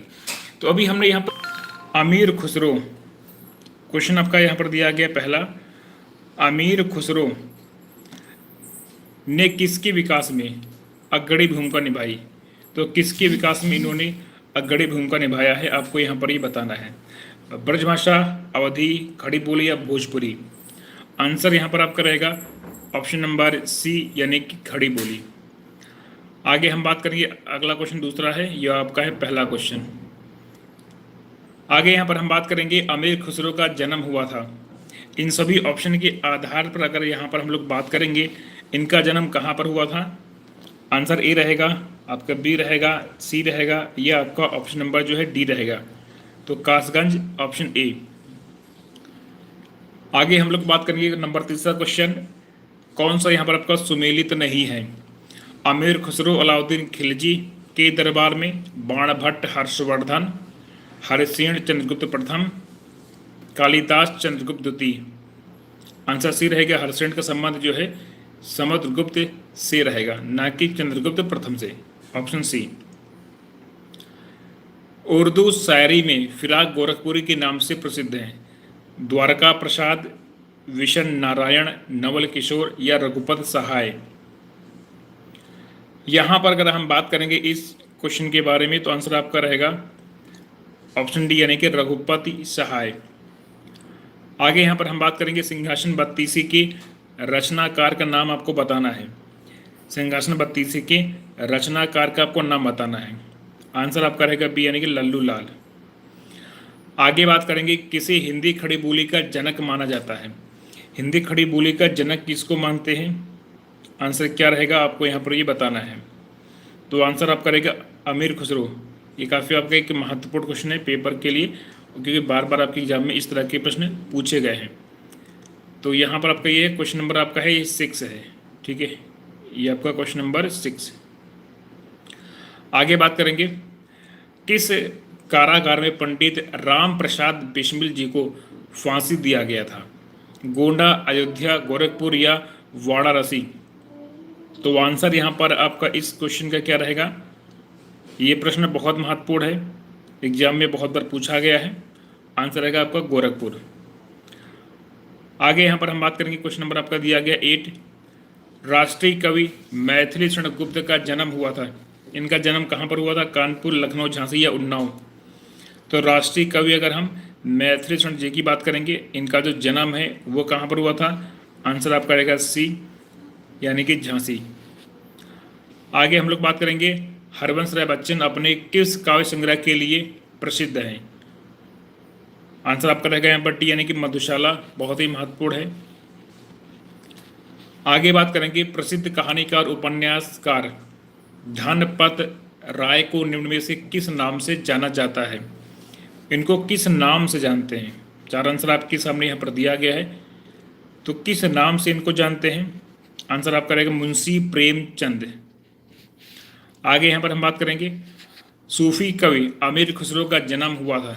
सूफी कवि अमीर खुसरो का जन्म कहाँ पर हुआ था? तो आंसर आपका रहेगा कासगंज, ऑप्शन नंबर सी। आगे यहाँ पर हम बात करेंगे निम्न में से किस संत को वाल्मीकि जी का अवतार माना जाता है? तो कौन से आपके संत हैं जिनको वाल्मीकि जी का अवतार यहाँ पर माना जाता है? काफ़ी एक महत्वपूर्ण प्रश्न आपके पेपर में बार बार रिपीट किया गया है। आंसर यहाँ पर आपका रहेगा संत कवि गोस्वामी तुलसीदास जी। आगे यहाँ पर हम बात करेंगे उत्तर प्रदेश का प्रथम मुक्त विश्वविद्यालय कौन सा है? इस तरह के प्रश्न आपके पेपर में हमेशा पूछे गए हैं और ये क्वेश्चन बहुत आपका महत्वपूर्ण भी रहेगा आपके पेपर के लिए। मुक्त विश्वविद्यालय की जब भी हम लोग बात करेंगे तो आंसर आपका रहेगा प्रयागराज। उत्तर प्रदेश का प्रथम मुक्त विश्वविद्यालय है कहाँ पर? तो आप टिक करोगे, आंसर इसका प्रयागराज। ये प्रश्न बहुत आपका महत्वपूर्ण है और एग्जाम में आपके पेपर में कई बार इसको रिपीट किया गया है। आपको एक बात और यहाँ पर ध्यान में रखना है कि अगर हम केंद्रीय विश्वविद्यालय की बात करेंगे, जिसमें कि आपका बनारस हिंदू विश्वविद्यालय वाराणसी आता है, अलीगढ़ मुस्लिम विश्वविद्यालय अलीगढ़ आता है, डॉक्टर भीमराव अंबेडकर विश्वविद्यालय लखनऊ आता है, इलाहाबाद विश्वविद्यालय आता है, रानी लक्ष्मीबाई कृषि विश्वविद्यालय झांसी और राजीव गांधी राष्ट्रीय विमानन विश्वविद्यालय रायबरेली। इनको भी ध्यान रखिएगा, ये क्वेश्चन भी आपके पेपर में बार बार रिपीट किए गए हैं, तो इनको भी यहाँ पर आपको ध्यान में रखना है। आगे यहाँ पर हम बात करेंगे क्वेश्चन नंबर आपका दिया गया 14। पंडित दीनदयाल उपाध्याय पशु चिकित्सा विश्वविद्यालय कहाँ पर है? अब पंडित दीनदयाल जी की बात की गई है, फैजाबाद में है, झांसी में है, मथुरा में है या आपका ये जो है बरेली में है। तो पंडित दीनदयाल उपाध्याय पशु चिकित्सा विज्ञान विश्वविद्यालय एवं गौ अनुसंधान संस्थान, ये मित्र पड़ेगा मथुरा में। ऑप्शन सी आपका बिल्कुल ठीक रहेगा। एक बात और यहाँ पर आपको ध्यान में रखिएगा, कन्फ्यूज मत होना। भारतीय पशु चिकित्सा अनुसंधान संस्थान इज्जतनगर बरेली में पड़ता है, लेकिन पंडित दीनदयाल पशु चिकित्सा विश्वविद्यालय आपको पड़ेगा मथुरा में। दोनों बातों में अंतर है, तो यहाँ पर आप बिल्कुल भी कंफ्यूज मत होना। प्रदेश में केंद्रीय कृषि विश्वविद्यालय की स्थापना किया गया, वाराणसी में, झांसी में, बांदा, बरेली। आंसर रहेगा इसका बी, यानी कि ऑप्शन नंबर बी रहेगा झांसी। झांसी में कौन सा है? रानी लक्ष्मीबाई केंद्रीय कृषि विश्वविद्यालय झांसी, वर्ष 2014, वर्ष 2014। तो इस बात को भी यहाँ पर आपको ध्यान में रखना है, एग्जाम के लिए ये सारे पॉइंट आपके बहुत ज़्यादा ही महत्वपूर्ण रहेंगे। आगे यहाँ पर हम लोग बात करेंगे, क्वेश्चन नंबर आपका दिया गया है 16, कल्प योजना का इसका संबंध किससे है, या ये किससे संबंधित है? कल्प योजना का संबंध किससे है? तो आंसर आप करेंगे ऑप्शन ए, यानी कि प्राथमिक शिक्षा। किससे रहेगा इसका आंसर आपका? प्राथमिक शिक्षा, ऑप्शन ए आपका हो जाएगा। आगे बात करेंगे, प्रथम विकलांग विश्वविद्यालय स्थापित किया गया। तो पहला जो विकलांग विश्वविद्यालय है वो कहाँ पर स्थापित किया गया? ये प्रश्न बहुत महत्वपूर्ण है, एग्जाम में बहुत सारे पेपर में इसको बार बार पूछा गया, रिपीट किया गया, तो आप इसको बहुत अच्छे से ध्यान में रखेंगे। आंसर की बात करेंगे तो आप करेंगे चित्रकूट रहेगा, चित्रकूट आपका इसका आंसर रहेगा। लेकिन इस विश्वविद्यालय का नाम क्या है? आपको यहाँ पर नाम भी पता होना जरूरी है। तो मित्रों इसका नाम क्या है? नाम है जगत गुरु राम भद्राचार्य विकलांग विश्वविद्यालय चित्रकूट। ये इसका पूरा नाम है, जो कि आपको यहाँ पर ध्यान में रखना है, पेपर के लिए महत्वपूर्ण बनेगा क्वेश्चन ये। आगे बढ़ते हैं, अति लोकप्रिय धार्मिक पत्रिका जिसे हम लोग कल्याण के नाम से जानते हैं, ये कहाँ से प्रकाशित होती है? इसका प्रकाशन कहाँ से होता है? तो जब भी यहाँ पर हम लोग प्रकाशन की बात करेंगे, कि ये बात करेंगे कि ये कहाँ से प्रकाशित होता है, तो हमेशा आप टिक करोगे इसका आंसर गोरखपुर, ऑप्शन सी। आगे हम लोग बढ़ेंगे, अगला क्वेश्चन, उत्तर प्रदेश में राजकीय मेडिकल कॉलेज की स्थापना की जा रही है। ये आपका वर्ष 2013 में जब पेपर हुआ था उस टाइम पर ये प्रश्न आपका पूछा गया था, काफ़ी महत्वपूर्ण भी रहेगा आपके पेपर के लिए। और अगर यहाँ पर हम बात करेंगे इस क्वेश्चन के बारे में, तो इसका आंसर आपका ऑप्शन नंबर बी हो जाएगा, बदायूं और जौनपुर। आगे देखेंगे 20 पे आते हैं, उत्तर प्रदेश में उर्दू प्रशिक्षण अनुसंधान केंद्र कहाँ पर है? कौन सा उर्दू प्रशिक्षण वाला कहाँ पर पड़ेगा? तो उर्दू प्रशिक्षण की बात करेंगे तो आपको ये लखनऊ में रहेगा। आगे बढ़ते हैं, उत्तर प्रदेश शासन द्वारा जिस आयु वर्ग तक के बच्चों को प्राथमिक शिक्षा उपलब्ध कराने में उच्च प्राथमिकता दी जा रही है वह है। तो चार आंसर आपके सामने यहाँ पर दिया गया है।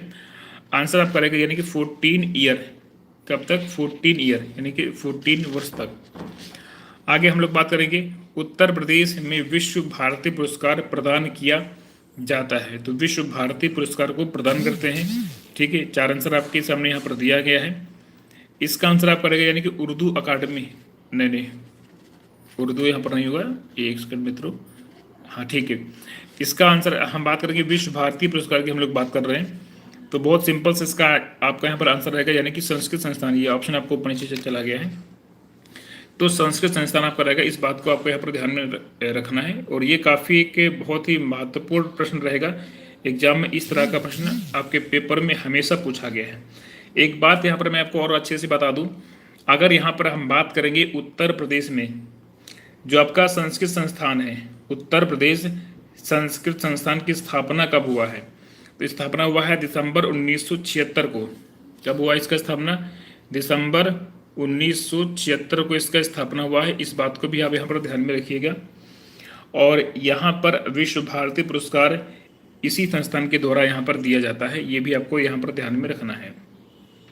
इसके अलावा अगर आपसे कभी पूछ लेता है पेपर में कि उत्तर प्रदेश हिंदी संस्थान की स्थापना कब किया गया है, तो वो भी जो है वर्ष 1976 में ही किया गया है, ये भी ध्यान रखिएगा, ये भी आपका रहेगा महत्वपूर्ण। एक प्रश्न और आपका है कि हिंदुस्तानी अकेडमी की स्थापना कहाँ पर किया गया है? तो जब भी हम लोग यहाँ पर हिंदुस्तानी अकेडमी की बात करेंगे, स्थापना आपका रहेगा प्रयागराज में। और हुआ कब है? तो स्थापना हिंदुस्तानी अकेडमी का हुआ है 29 मार्च 1927 को स्थापना किया गया है। तो इस बात को भी यहाँ पर आपको ध्यान में रखना है, ठीक है। चलिए आगे हम आते हैं 23 पर आते हैं, विद्या वाहिनी परियोजना का संबंध है, मतलब ये किस पर बल देता है? तो विद्या वाहिनी आपकी जो यहाँ पर योजना है ये किस पर बल देता है, आपको ये बताना है। ये देता है कंप्यूटर की शिक्षा पर। 24 नंबर क्वेश्चन पे आते हैं, उर्दू को राज्य की द्वितीय भाषा के रूप में कब स्वीकार किया गया? चार आंसर आपके सामने यहाँ पर दिया गया है। जब भी हम लोग उर्दू की बात करेंगे, बहुत ही महत्वपूर्ण प्रश्न बनेगा।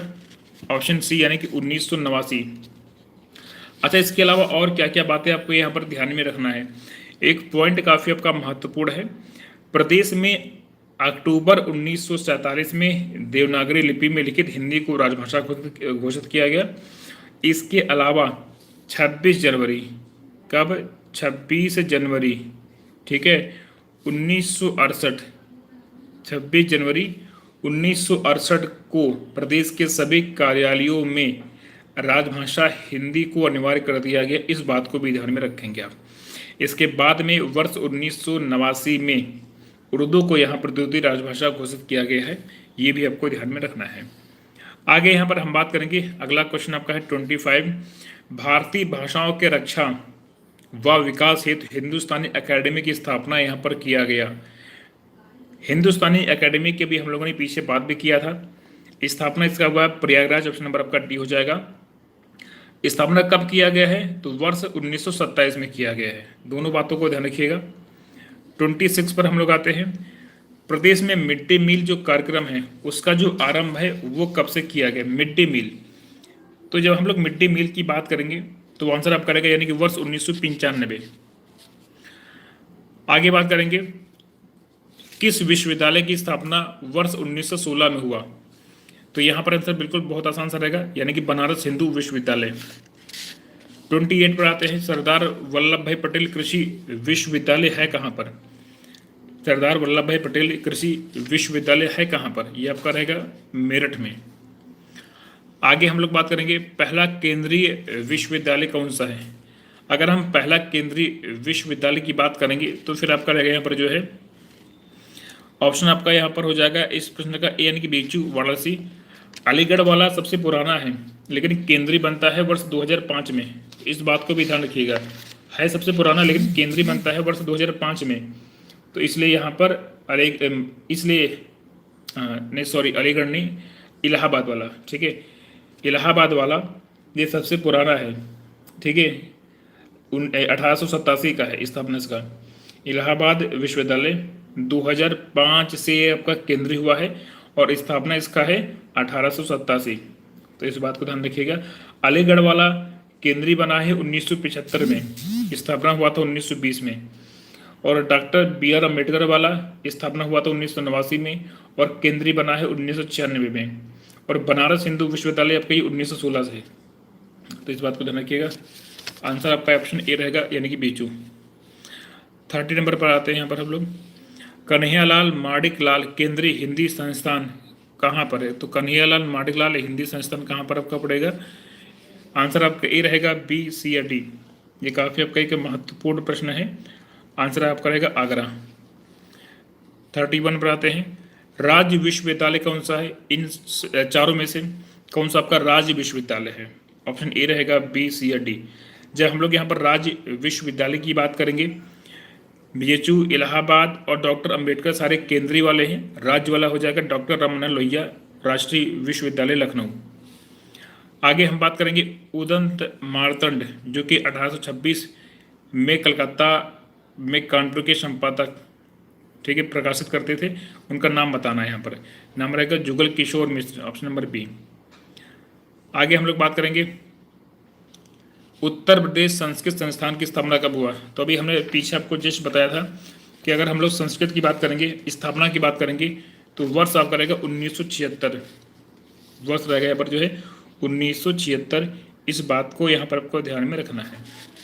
आगे बात करेंगे 34 पर आते हैं, उर्दू अकादमी की स्थापना कब हुआ? उत्तर प्रदेश में उर्दू अकादमी की स्थापना कब किया गया? तो जब उर्दू अकादमी की बात करेंगे तो वर्ष आपका रहेगा 1972। 1972 में ध्यान रखिएगा उर्दू अकादमी की स्थापना। पेपर में कई बार इसको भी पूछा गया है, तो आपका एक महत्वपूर्ण प्रश्न बन जाएगा आपके एग्जाम के लिए, ठीक है। उर्दू अकादमी वर्ष 1972 यहाँ पर आपका आंसर यहाँ पर आपका बन जाएगा। आगे बढ़ेंगे हम लोग 35 पर आते हैं, काशी विद्यापीठ के संस्थापक, काशी विद्यापीठ के संस्थापक की यहाँ पर बात की गई है। तो इस प्रश्न का आंसर यहाँ पर क्या बनेगा आपको ये बताना है। पंडित मदन मोहन मालवीय, आचार्य नरेंद्र देव, बाबू शिव प्रसाद गुप्त, महात्मा गांधी, ठीक है। तो काशी विद्यापीठ की अगर यहाँ पर हम लोग बात करेंगे, आंसर आपका ए रहेगा, बी रहेगा, सी रहेगा या आपका डी रहेगा। ठीक है, तो इसका 35 का क्या रहेगा, बाबू शिव प्रसाद गुप्त। ऑप्शन नंबर आपका सी बन जाएगा, बाबू शिव प्रसाद गुप्त। आगे यहाँ पर हम लोग बात करेंगे, क्वेश्चन नंबर यहाँ पर आपका दिया गया है अगला 36 पर आते हैं। कस्तूरबा गांधी बालिका विश्वविद्यालय योजना ये शुरू कब किया गया? तो कब शुरू होता है, 2004 में, 2010 में, 2005, 2012 में? तो आंसर यहाँ पर क्या रहेगा इसका, यानी कि 2004। 37 पर आते हैं। प्राथमिक स्कूलों में केंद्र द्वारा पोषाहार सहायता हेतु कार्यक्रम कब शुरू किया? पोषाहार सहायता के लिए। तो अगर हम पोषाहार सहायता की बात करेंगे तो आंसर आपका यानी कि वर्ष 1995। आगे हम लोग बढ़ेंगे, क्वेश्चन नंबर 30, ठीक है 37 हो गया है, एक मिनट।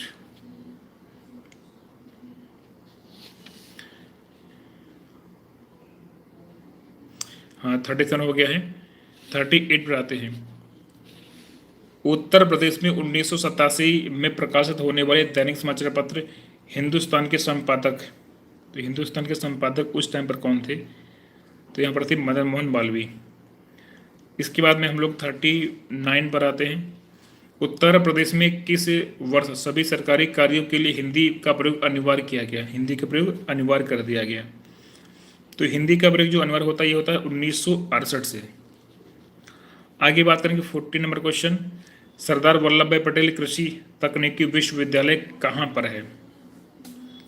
सरदार वल्लभ भाई पटेल की जी की बात करेंगे तो आपका ये रहेगा मेरठ में रहेगा, ऑप्शन सी रहेगा।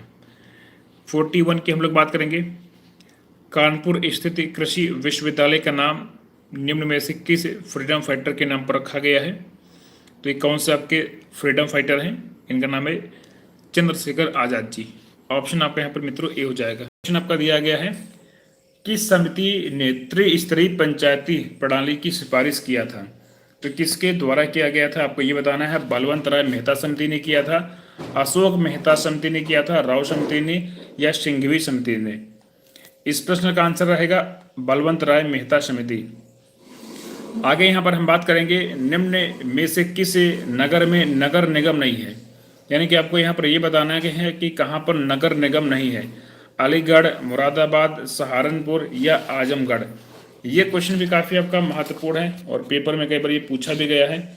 अगर यहाँ पर हम बात करेंगे इस प्रश्न के बारे में तो आपका जो आंसर रहेगा आजमगढ़ में यहाँ पर नगर निगम नहीं रहेगा। क्वेश्चन नंबर आपका दिया गया तीसरा, उत्तर प्रदेश का सबसे पुराना संग्रहालय कौन सा है? अगर हम बात करेंगे यूपी का सबसे पुराना संग्रहालय, इन सभी ऑप्शन में से क्या टिक करोगे? राजकीय संग्रहालय लखनऊ, राजकीय संग्रहालय मथुरा, राजकीय संग्रहालय झांसी या राजकीय संग्रहालय मेरठ? अगर हम यहाँ पर क्वेश्चन के आंसर की बात करेंगे तो आपका आंसर रहेगा ऑप्शन नंबर ए रहेगा, यानी कि राजकीय संग्रहालय लखनऊ। ये आपका इसका यहाँ पर आंसर बिल्कुल सही हो जाएगा। क्वेश्चन नंबर आपका दिया गया 4 यहाँ पर, वीवी गिरी राष्ट्रीय श्रम संस्थान स्थित है, तो ये कहाँ पर आपका वीवी गिरी वाला है? 4 आंसर यहाँ पर आपके सामने दिया गया है। आंसर ए रहेगा, आपका बी रहेगा, सी रहेगा या आपका डी रहेगा। तो ये क्वेश्चन काफ़ी आपका महत्वपूर्ण है और इस क्वेश्चन का आपका जो आंसर यहाँ पर रहेगा वो आपका रहेगा नोएडा। ठीक है, तो नोएडा यहाँ पर आपको ध्यान में रखना है और ये काफ़ी ज़्यादा आपका जो है इम्पोर्टेंट रहेगा आपके पेपर के लिए। आगे हम लोग बात करेंगे, मोतीलाल नेहरू बाल संग्रहालय ये कहाँ पर है? मोतीलाल नेहरू बाल संग्रहालय है कहाँ पर? ये आपका लखनऊ में है, प्रयागराज में है, वाराणसी में है, कहाँ पर रहेगा? तो ये प्रश्न भी काफ़ी ज़्यादा आपका महत्वपूर्ण रहेगा, पेपर में कई बार ये पूछा भी गया है। और तो यहाँ पर अगर हम बात करेंगे इस क्वेश्चन के बारे में, मोतीलाल नेहरू, तो ये आपका रहेगा लखनऊ में। मोतीलाल नेहरू बाल संग्रहालय कहाँ पर है? तो ये आपका यहाँ पर लखनऊ में पड़ेगा। इस बात को भी यहाँ पर आपको ध्यान में रखना है। आगे यहाँ पर हम बात करेंगे, क्वेश्चन नंबर आपका ये 5 हो गया। नंबर 6 पे आएंगे, दीनदयाल हस्तकला संकुल व्यापार सुविधा केंद्र कहाँ पर है? आगरा में, वाराणसी में, कानपुर में या गोरखपुर में? तो आपका जो यहाँ पर आंसर रहेगा इस क्वेश्चन का वो आपका रहेगा वाराणसी में आपका रहेगा। ठीक है, आगे बात करेंगे, उत्तर प्रदेश कृषि अनुसंधान परिषद ये कहाँ पर है? मेरठ, बुलंदशहर, लखनऊ या गोरखपुर? तो उत्तर प्रदेश कृषि अनुसंधान परिषद है कहाँ पर? 4 आंसर आपके सामने यहाँ पर दिया गया है। तो इसका जो है यहाँ पर आंसर रहेगा वो आपका रहेगा लखनऊ। ऑप्शन नंबर आपका सी हो जाएगा। क्वेश्चन नंबर आपका 8 है, केंद्रीय औषधि एवं सुगंधित पौध अनुसंधान संस्थान स्थित है? चित्रकूट में है, सहारनपुर में है, कानपुर में है या लखनऊ में है? तो केंद्रीय औषधि एवं सुगंधित पौध अनुसंधान संस्थान ये कहाँ पर पड़ेगा? ये पड़ेगा आपका लखनऊ में। क्वेश्चन नंबर आपका दिया गया है 9, आलू अनुसंधान केंद्र स्थित है? तो आलू का जो आपका अनुसंधान केंद्र है वो कहाँ पर है? फर्रुखाबाद में, मेरठ में, कानपुर में या प्रयागराज में? तो आलू अनुसंधान केंद्र कहाँ पर रहेगा? ये आपका रहेगा मेरठ में। क्वेश्चन नंबर आपका दिया गया है 10 यानी 10 नंबर क्वेश्चन आपका है, भारतीय साग भाजी शोध संस्थान कहाँ पर है? तो साग भाजी वाला आपका जो शोध संस्थान है कहाँ पर? ये आपका रहेगा मुंबई में, जबलपुर में, वाराणसी या मऊ। तो आपका जो आंसर यहाँ पर रहेगा भारतीय साग भाजी ये पड़ेगा आपको यहाँ पर जो है वाराणसी में पड़ेगा। भारतीय दलहन शोध संस्थान कहाँ पर है? अगर दलहन की हम लोग बात करेंगे, दलहन वाला कहाँ पर है? लखनऊ में, प्रयागराज, कानपुर या आगरा? तो ये आपका पड़ेगा कानपुर में। तो आपके 11 क्वेश्चन आपके हो गए। ये सारे आपके बहुत ही महत्वपूर्ण प्रश्न हैं और पेपर में इनको बार बार पूछा गया है।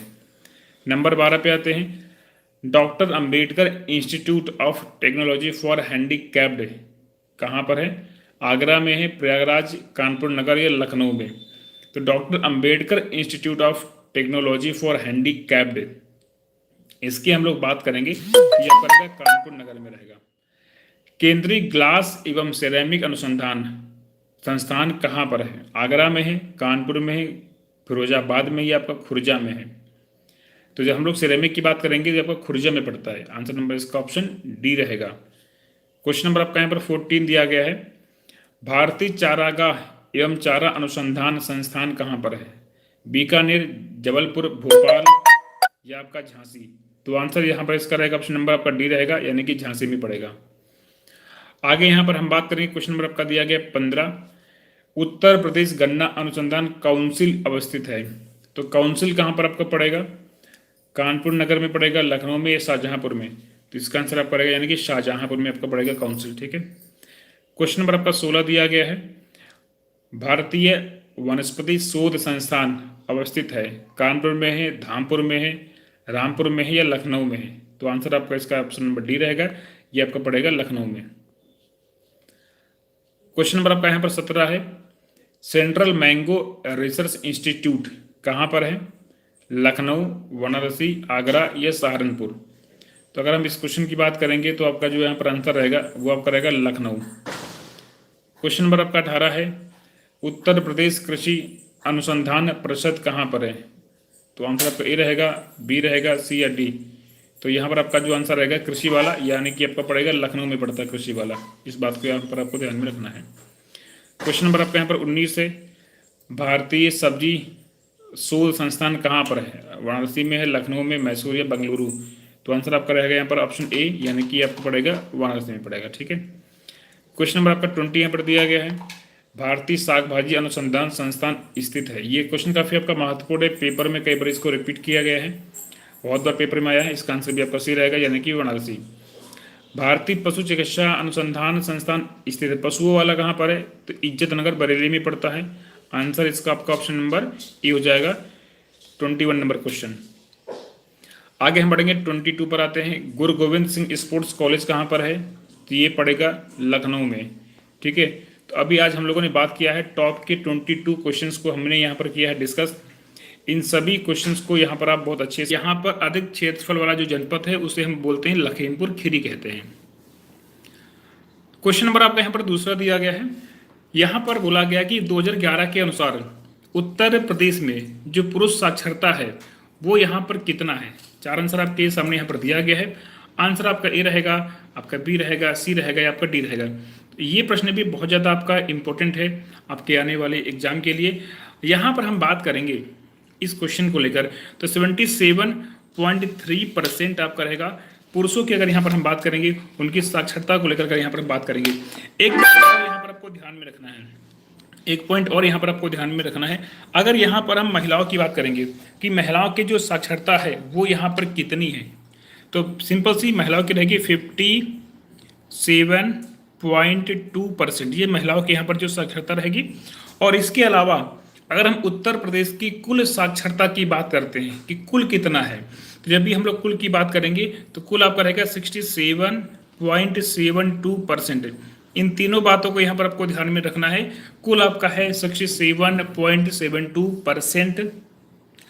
पुरुषों की बात करेंगे तो 77.3% है, महिलाओं की बात करेंगे तो 57.2% है। इन सभी बातों को यहाँ पर आपको ध्यान में रखना है, ये सारी चीज़ें आपके पेपर में बार बार पूछी गई हैं।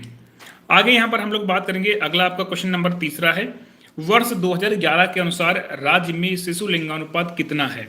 914, 902, 927, 940। जब यहाँ पर हम बच्चों की बात करेंगे तो शिशुओं का जो लिंगानुपात है वो यहाँ पर आपका 902 है। अगर यहाँ पर हम लोग शिशुओं की बात ना करें, ठीक है, ओवरऑल अगर यहाँ पर हम बात करें तो 2011 के जनगणना के अनुसार 1000 पुरुषों पर महिलाओं की संख्या यानी कि जो लिंगानुपात है यूपी का वो 912 है। यूपी का जो है वो आपका 912 है। लेकिन अगर हम बच्चों की बात करेंगे, शिशुओं की बात करेंगे तो फिर ये आपका जो है 902 रहेगा। दोनों बातें आपकी अलग अलग हैं और आप इन दोनों बातों को ध्यान में रखिएगा, ठीक है। आगे हम लोग बात करेंगे, क्वेश्चन नंबर आपका 4 है, 2011 के अनुसार राज्य में महिला आबादी कुल आबादी का लगभग कितना परसेंट है? 48%, 50%, 45% या 51%? ये प्रश्न काफी आपका महत्वपूर्ण है। आंसर इसका रहेगा 48%। यहाँ पर और क्या क्या बातें आपको ध्यान में रखनी है जो आपकी पेपर के लिए इंपॉर्टेंट है। पहला तो यहाँ पर पॉइंट ये है कि अगर हम बात करें कि पुरुषों की आबादी कितनी है तो पुरुषों की आबादी है 52.29%। ये पुरुषों की यहाँ पर आबादी है यूपी में। और अगर महिलाओं की बात करेंगे तो महिलाओं का है 47.71%। अब यहाँ पर लगभग में पूछा गया है तो इसलिए इसका आंसर जो है 48% आपका यहाँ पर दे दिया गया है। तो जब हम पुरुषों की बात करेंगे तो 52.29%, महिलाओं की बात करेंगे तो 47.71%। और क्वेश्चन में लगभग में पूछा गया था, हम 48 को यहाँ पर टिक कर देंगे। आगे यहाँ पर हम बात करेंगे, क्वेश्चन नंबर आपका यहाँ पर दिया गया है अगला नंबर 5, 2011 के अनुसार उत्तर प्रदेश में एसटी की सर्वाधिक सांद्रता कहाँ पर आपको देखने को मिलता है? देवरिया में, लखीमपुर खीरी में, सोनभद्र में या ललितपुर में? तो जब भी यहाँ पर हम एसटी की बात करेंगे तो आंसर आपका यहाँ पर रहेगा सोनभद्र। एक बात यहाँ पर आपको ध्यान में रखना है, सर्वाधिक अनुसूचित जनजाति जनसंख्या वाला जिला तो आपका सोनभद्र है। और अगर हम परसेंटेज की बात करेंगे, यहीं पर अगर हम प्रतिशत की बात करेंगे तो उस मामले में भी आपका सोनभद्र नंबर 1 है। तो चाहे हम जनसंख्या की बात करें, चाहे हम परसेंटेज की बात करें, दोनों मामले में जब भी हम एसटी की बात करेंगे तब यहाँ पर आपका सोनभद्र रहेगा। और एक बात और यहाँ पर आपको ध्यान में रखना है, चाहे हम लोग यहाँ पर न्यूनतम की बात करें जनसंख्या को लेकर, चाहे न्यूनतम हम लोग यहाँ पर जो है परसेंटेज की बात करें, दोनों मामलों में यहाँ पर आपका बागपत रहेगा। क्या रहेगा यहाँ पर आपका? बागपत। तो ये दोनों बातें ध्यान में रखिएगा, एग्जाम में इनको बार बार रिपीट किया गया है, तो ये दोनों बातें आपकी काफ़ी इंपॉर्टेंट रहेंगी। आगे यहाँ पर हम लोग बात करेंगे, अगला यहाँ पर आपको प्रश्न दिया गया है कि सर्वाधिक जनसंख्या वाला यहाँ पर जिला कौन सा है? सबसे ज़्यादा यहाँ पर जो जनघनत्व है वो यहाँ पर कहाँ पर देखने को मिलता है? गाजियाबाद में या वाराणसी में, कानपुर में या लखनऊ में? तो यहाँ पर जनघनत्व की बात किया गया है। तो जब अभी हम लोग जनघनत्व की बात करेंगे तो वहाँ पर आपका आंसर आएगा गाजियाबाद। गाजियाबाद में सबसे ज़्यादा आपका जनघनत्व है। और यहीं पर अगर कोई आपसे ये पूछ ले कि सबसे कम बताइए कहाँ का है, सबसे कम जनघनत्व कहाँ का है, तो वो फिर आपका रहेगा ललितपुर। ठीक है, ललितपुर का जो है वो सबसे कम रहेगा और ज़्यादा आपका रहेगा गाजियाबाद का। सबसे कम आपका रहेगा ललितपुर का। एक बात और यहाँ पर आपको ध्यान में रखना है कि अगर हम वर्ष 2011 की बात करें तो वर्ष 2011 के अनुसार आपका यहाँ पर जो जनसंख्या घनत्व है उत्तर प्रदेश का वो कितना है? तो वो यहाँ पर है 829। कितना है? 829 आपका रहेगा। ठीक है, यानी कि 829 व्यक्ति प्रति वर्ग किमी आपका है। ठीक है, और यहीं पर अगर हम लोग बात करें कि भारत का कितना, राष्ट्रीय कितना है, तो राष्ट्रीय है 382। तो इन सभी बातों को यहाँ पर आपको ध्यान में रखना है क्योंकि एग्जाम में ये सभी चीज़ें आपकी बार बार पेपर में रिपीट किए गए हैं। क्वेश्चन नंबर आपका दिया गया है 7, 2011 के अनुसार उत्तर प्रदेश में महिला और पुरुष का जो अनुपात है वो यहाँ पर कितना है। अगर महिला पुरुष के अनुपात की बात करेंगे तो आप सभी को पता है कि 912/1000। क्वेश्चन नंबर आपका 8 दिया गया है, 2011 के अनुसार सर्वाधिक नगरीय आबादी वाला जनपद।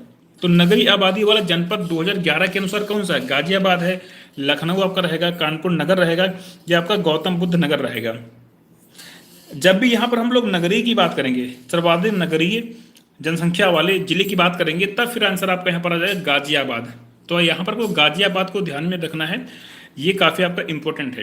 अच्छा, दो तीन बातें और यहाँ पर आपकी महत्वपूर्ण है। जैसे अगर कोई आपसे ये पूछे कि 2011 के अनुसार सर्वाधिक व सबसे कम ग्रामीण आबादी वाले जिले कौन सा है, तो क्रमशः सर्वाधिक की बात करेंगे तो इलाहाबाद रहेगा, और सबसे कम ग्रामीण आबादी आपको मिलता है गौतम बुद्ध नगर में। इस बात को यहाँ पर आपको ध्यान में रखना है। तो ये भी आपके एग्जाम के लिए काफ़ी महत्वपूर्ण पॉइंट एक बन जाता है। ठीक है, आगे हम लोग बढ़ते हैं। क्वेश्चन नंबर यहाँ पर आपको दिया गया है 9 नंबर आते हैं। 2011 के अनुसार उच्चतम साक्षरता है, तो कहाँ का उच्चतम साक्षरता है? गाजियाबाद का है, महोबा का है, कानपुर नगर का है, या यहाँ पर आपका वाराणसी का रहेगा? ये प्रश्न आपके एग्जाम के लिए बहुत महत्वपूर्ण है और पेपर में कई कई बार ये रिपीट किया जा चुका है। अगर यहाँ पर हम इन ऑप्शन के आधार पर बात करेंगे तो फिर इसका आंसर रहेगा कानपुर नगर, ऑप्शन सी रहेगा। लेकिन अगर हम इन ऑप्शन की बात ना करें तब फिर इसका आंसर रहेगा गौतम बुद्ध नगर। सबसे ज़्यादा जो आपका साक्षरता है वो आपका गौतम बुद्ध नगर का है, और सबसे कम की बात करेंगे तो श्रावस्ती का रहेगा। ज़्यादा में गौतम बुद्ध नगर और कम में आपका रहेगा श्रावस्ती रहेगा। ठीक है, तो इस बात को यहाँ पर आपको ध्यान में रखना है। क्वेश्चन नंबर आपका यहाँ पर दिया गया है 10। जनगणना 2011 के अनुसार उत्तर प्रदेश का सर्वाधिक साक्षरता वाला जिला। अच्छा, यहाँ पर अभी बोल रहा कि सर्वाधिक बताइए, तो ऑप्शन में आपको गौतम बुद्ध नगर यहाँ पर दिख रहा, तो हम इसी को टिक कर देंगे, गौतम बुद्ध नगर। इस बात को यहाँ पर आपको ध्यान में रखना है। ठीक है, लवली सबका आंसर बिल्कुल सही है। अगला आपका है 11 नंबर। ठीक है, तो 2011 के अनुसार सर्वाधिक औसत साक्षरता वाले निम्न 4 जिलों में सही अवरोही क्रम यहाँ पर आपको बताना है। ये बात मैंने आपको बहुत अच्छे से पढ़ा रखी है कि यहाँ पर किसका क्या क्रम है। ठीक है, कब किसका क्रम कैसे आता है। ठीक है, तो अगर हम बात करेंगे सर्वाधिक का, तो सबसे ज़्यादा आपका है गौतम बुद्ध नगर का। उसके बाद फिर हम आगे बढ़ेंगे तो फिर आपका कानपुर नगर आ जाएगा, फिर आपको औरैया आ जाएगा, और फिर आपका इटावा आ जाएगा। इटावा के बाद गाजियाबाद आता है, तो आंसर फिर आपका इसका ऑप्शन बी रहेगा, क्योंकि यहाँ पर इटावा के बाद फिर गाजियाबाद का नंबर आता है अगर यहाँ पर हम टॉप 5 की बात करेंगे। ठीक है, तो सबसे ज़्यादा आपका है गौतम बुद्ध नगर में है, उससे कम कानपुर नगर, उससे कम औरैया, उससे कम इटावा और उससे कम गाजियाबाद। तो ये टॉप के 5 आपके यहाँ पर जिले हो जाएंगे। अगला क्वेश्चन यहाँ पर सेम क्वेश्चन है, फिर से एग्जाम में रिपीट किया गया है। जनगणना 2011 के अनुसार सर्वाधिक साक्षरता वाले 4 जिलों का सही अवरोही क्रम बताना है आपको यहाँ पर। ठीक है, वही क्वेश्चन है, बस तरीका थोड़ा सा इसका चेंज कर दिया गया पूछने का। आप सभी को पता है कि एग्जाम में क्वेश्चन पूछने का तरीका हमेशा चेंज होता रहता है। ठीक है, इसका भी आंसर आपका बी रहेगा, गौतम बुद्ध नगर, कानपुर नगर, औरैया, इटावा और फिर आपका गाजियाबाद आएगा। तो इसीलिए यहाँ पर आपका ऑप्शन नंबर ए इसका नहीं होगा। ठीक है, आगे हम लोग देखेंगे। अगला 13 नंबर क्वेश्चन आपका है, 2011 के अनुसार राज्य में 1000 बालकों पर बालिका शिशुओं की संख्या कितनी है? तो अभी आप प्रीवियस क्वेश्चन आप ये करके आए हो, आंसर आप करेगा 902। आगे हम पढ़ेंगे 14 पे आते हैं। वर्ष 2001 से 11 की अवधि में प्रदेश में जनसंख्या वृद्धि दर रही, तो कितना रहा है? आंसर ए रहेगा, बी सी डी। अगर हम इन ऑप्शन की बात करेंगे, अगर यहाँ पर हम इन ऑप्शन की बात करेंगे तो ऑप्शन के अनुसार यहाँ पर आपका डी हो जाएगा। वैसे अगर यहाँ पर हम बात करेंगे तो आपका 20.23%, ये डेटा यहाँ पर आपको ध्यान में रखना है, 20.23%। ठीक है, लेकिन ऑप्शन के आधार पर आप यहाँ पर डी को आसानी से टिक कर सकते हो। ठीक है, अगर आपसे कोई ये पूछ ले कि आप ये बताइए कि वर्ष 2011 के अनुसार सर्वाधिक 10 की वृद्धि दर वाला जिला कौन सा है, जहां पर सबसे ज्यादा वृद्धि हुआ है, कौन सा जिला है, तो फिर आप बताओगे कि यहाँ पर गौतम बुद्ध नगर रहेगा, जहां पर सबसे ज्यादा वृद्धि हुआ है। ठीक है, और सबसे कम अगर हम 10 की वृद्धि की बात करेंगे तो कानपुर नगर का है, तो कानपुर नगर में सबसे कम है, गौतम बुद्ध नगर में सबसे ज्यादा है। और अगर हम ओवरऑल बात करेंगे, ओवरऑल अगर यहाँ पर हम बात करेंगे कि 2001 से लेकर 11 के दौरान प्रदेश की जनसंख्या में जो 10 की वृद्धि दर है वो कितना रहा है, तो ये 20.23% है। इस बात को आपको ध्यान में रखना है। अगला क्वेश्चन आपका 15 नंबर, 2011 के अनुसार जिले में उच्चतम यानी कि साक्षरता उच्चतम है, तो अभी आपने सभी ने पढ़ा था, यहाँ पर आपका गौतम बुद्ध नगर हो जाएगा, जहाँ पर आपका साक्षरता क्या है, उच्चतम रहेगा। नंबर 16 पे आते हैं हम लोग। 2011 के अनुसार जिले में सबसे कम महिला साक्षरता है, मतलब महिलाओं की अगर यहाँ पर हम बात करेंगे साक्षरता के मामले में, तो सबसे कम यहाँ पर कौन है, न्यूनतम अगर यहाँ पर हम लोग बात करेंगे तो कौन है। वैसे अगर यहाँ पर हम बात करेंगे कि न्यूनतम महिला साक्षरता वाले आपके जो 5 जिले हैं, तो न्यूनतम में सबसे पहला नंबर आता है श्रावस्ती का, श्रावस्ती के बाद नंबर आता है बलरामपुर का, फिर बहराइच का आता है, फिर बदायूं का आता है, और फिर रामपुर का आता है। तो आंसर में आपका रामपुर लिखा हो तो हम रामपुर को यहाँ पर टिक करेंगे। वैसे अगर यहाँ पर हम बात करेंगे तो वैसे आपका श्रावस्ती रहेगा। सर्वाधिक महिला साक्षरता कहाँ का है, तो कानपुर नगर का है। सबसे कम कहाँ का है, श्रावस्ती का है। इन दोनों बातों को यहाँ पर आपको ध्यान में रखना है। आगे यहाँ पर हम लोग बात करेंगे, निम्न में से कौन है जनसंख्या की दृष्टि से उत्तर प्रदेश का सबसे बड़ा जनपद है, सबसे बड़ा जनपद, ठीक है। तो आप सभी को पता होगा, यानी कि प्रयागराज आपको हो जाएगा आंसर यहाँ पर। आगे हम लोग बात करेंगे 2011 के अनुसार सर्वाधिक साक्षरता वाला जिला कौन सा है। तो अभी आप लगातार कंटिन्यू पढ़ रहे थे कि गौतम बुद्ध नगर का जो साक्षरता है वो सबसे ज़्यादा है, फिर कानपुर नगर आता है। तो ये यहाँ पर आपके आगरा शहर की स्थापना किया था, आगरा शहर की स्थापना यहाँ पर किसके द्वारा किया गया था, आपको यहाँ पर ये बताना है। बहलोल लोधी, फिरोज तुगलक, खिज खान या सिकंदर लोधी। आंसर आपका रहेगा ऑप्शन नंबर इसका डी रहेगा, यानी कि सिकंदर लोधी ने आगरा शहर की स्थापना यहाँ पर किया था। क्वेश्चन नंबर दूसरा है, हर्षवर्धन ने 2 महान धार्मिक सम्मेलन कहाँ पर किया। हर्ष के द्वारा 2 महान धार्मिक सम्मेलन कहाँ पर किए गए। इन्होंने किया है कन्नौज और प्रयाग में। क्वेश्चन नंबर आपका है तीसरा, हिंदू मुस्लिम एकता का प्रतीक शुलाकुल उत्सव का आयोजन किया जाता है, तो कहाँ पर किया जाता है, आगरा में, अलीगढ़ में, इटावा में या बाराबंकी में। आंसर आपका रहेगा आगरा। नंबर 4 पे हम लोग बात करेंगे 4 नंबर क्वेश्चन, चौरी चौरा किस जिले में आपका है, कहां पर है ये, तो ये आपका है गोरखपुर में। सूची पहला और दूसरा इन दोनों को करना है यहाँ पर आपको सम्मिलित। अगर हम इन सभी ऑप्शन की बात करेंगे कि इन ऑप्शन के आधार पर इसका आंसर क्या रहेगा, तो फिर आपका रहेगा ऑप्शन नंबर आपका सी रहेगा, इन सभी ऑप्शन के आधार पर। नैमिषारण्य तीर्थ किस जनपद पर है, कौन से जनपद में आपका नैमिषारण्य तीर्थ है। अब यहाँ पर हम लोग बात करेंगे तो आपका रहेगा सीतापुर में। ये बहुत ही ज़्यादा आपका महत्वपूर्ण क्वेश्चन है और पेपर में इसको कई कई बार पूछा गया है, तो आप इसको ध्यान रखिएगा। आगे हम लोग बात करेंगे, महानिर्वाण मंदिर अवस्थित है सारनाथ, कुशीनगर, बोधगया, श्रावस्ती। कहाँ पर है महानिर्वाण मंदिर, यह आपका है कुशीनगर में। जौनपुर की स्थापना किसकी स्मृति में किया गया, किसकी याद में किया गया। आंसर आपका रहेगा मोहम्मद बिन तुगलक। और इसका स्थापना करवाया किसने, तो ये कराया था फिरोज तुगलक ने, याद में, मोहम्मद बिन तुगलक की याद में। और इसको स्थापना कराया कौन, तो फिरोज तुगलक ने करवाया। आगे बात करेंगे, किसे नगर महोदय श्री के नाम से जाना जाता है। नगर महोदय श्री के नाम से किसको जानते हैं। आंसर आपका रहेगा कन्नौज। उत्तर प्रदेश का प्राचीनतम जीवंत नगर कौन सा है। इन सभी ऑप्शन के आधार पर आंसर आपका रहेगा वाराणसी। आगे देखेंगे, निम्नलिखित में से सुमेलित नहीं है, आपको बताना है कि कौन सा यहाँ पर आपका गलत है। श्रृंगवेरपुर बांदा, हस्तिनापुर मेरठ, विंध्याचल मिर्जापुर, देवा शरीफ बाराबंकी। आंसर आपका ए रहेगा श्रृंगवेरपुर बांदा। ये बांदा में नहीं है, ये आपका पड़ेगा प्रयागराज में, यानी कि इलाहाबाद में पड़ेगा ये। आगे हम लोग बात करेंगे, प्रतिवर्ष सूफी संत हाजी वारिस अली शाह की मजार पर मेला लगता है, तो मेला कहाँ पर लगता है, फतेहपुर में, कलियर में, देवा शरीफ में या गढ़ मुक्तेश्वर में। आंसर यहां पर आपका रहेगा देवा शरीफ, ऑप्शन नंबर सी।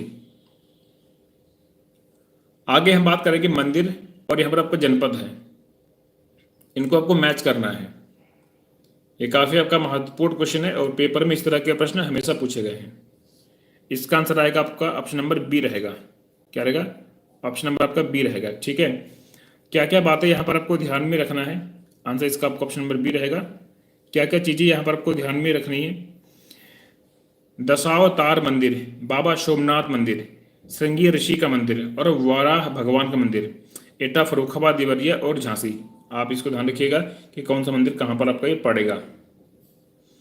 अगर हम इस ऑप्शन के आधार पर बात करेंगे, दशावतार मंदिर यानी कि ए का 4, बाबा सोमनाथ मंदिर तो बी का 3, श्रृंगी श्रृंगी ऋषि का मंदिर तो सी का 1, और वरा भगवान का मंदिर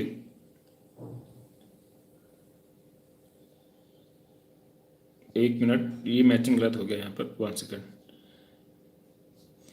यानी कि ए का 4, बी का 3, बी का 3 हो जाएगा देवरिया, बाबा सोमनाथ मंदिर देवरिया, और सी का हो जाएगा 2 यानी कि फरुखाबाद, और डी का 1 हो जाएगा यानी एटा। तो इस तरीके से आपका इसका आंसर हो जाएगा ऑप्शन नंबर आपका बी हो जाएगा। ठीक है, आगे देखेंगे उत्तर प्रदेश में जैन और बौद्ध दोनों का प्रसिद्ध तीर्थ है। देवीपट्टन में है, कौशाम्बी में है, कुशीनगर में है, आपका सारनाथ में है। 4 आंसर आपके सामने यहाँ पर दिया गया है और इसका आंसर आपका रहेगा कौशाम्बी, ऑप्शन नंबर बी। आगे हम बात करेंगे जौनपुर शहर की स्थापना किसने की। अभी आपसे पूछा गया था कि किसकी याद में किया गया है, और अब आपसे पूछा गया है कि किसने किया। तो ये किया यहाँ पर जो है फिरोज शाह तुगलक ने किया था। किसकी याद में किया था? तो मोहम्मद बिन तुगलक की याद में किया था। वह प्राचीन स्थल जहां 60,000 मुनियों की सभा में संपूर्ण महाभारत का वाचन किया गया था। संपूर्ण महाभारत का हुआ था वाचन। तो आंसर क्या रहेगा इसका, इस प्रश्न का, इस क्वेश्चन का आंसर रहेगा डी यानी कि नैमिषारण्य। आगे हम लोग बात करेंगे किस नगर को भारत का सिराज कहा जाता है। किसे बोलते हैं भारत का सिराज? तो 4 आंसर यहां पर आपके सामने दिया गया है। आंसर आपका रहेगा जौनपुर। महर्षि वाल्मीकि जी का आश्रम कहां पर है? ये पेपर के लिए बहुत महत्वपूर्ण एग्जाम में केवल पूछा गया है। आंसर आपका यहां पर रहेगा ऑप्शन बी यानी कि बिठूर में पड़ेगा। आगे हम बात करेंगे सूची पहला और दूसरा। आपको यहां पर करना है इसको सुमेलित। कनक भवन, कामद गिरी, कलिंजर दुर्ग और देवा शरीफ। आंसर आपका रहेगा बी यानी कि कनक भवन तो अयोध्या धाम, कामद गिरी तो बी का 3 यानी कि चित्रकूट, कलिंजर दुर्ग यानी कि सी का 2 बांदा, और देवा शरीफ यानी कि डी का 1 बाराबंकी। आगे यहां पर हम लोग बात करेंगे उदयन वास दत्ता की कथा संबंधित है। कहां से इनका संबंध है? तो आपका रहेगा कौशाम्बी से संबंध रहेगा। इसके अलावा संत कवि मलुकदास थे, अयोध्या से इनका संबंध है, आगरा से, काड़ा कौशाम्बी से या काशी। अब यहां पर हम लोग बात करेंगे तो आंसर आपका रहेगा काड़ा कौशाम्बी, ऑप्शन नंबर सी। तो ये थे आपके टॉप के 21 प्रश्न। अब इन सभी क्वेश्चंस को बहुत अच्छे से करेंगे। आगे इसके आगे के जो आपके क्वेश्चन है उनको हम लोग अभी आगे करेंगे। ठीक है, तो यहाँ पर इन सभी प्रश्नों को आपको यहाँ पर ध्यान में रखना है जिससे कि पेपर में आप काफ़ी अच्छा कर पाएँ। ठीक।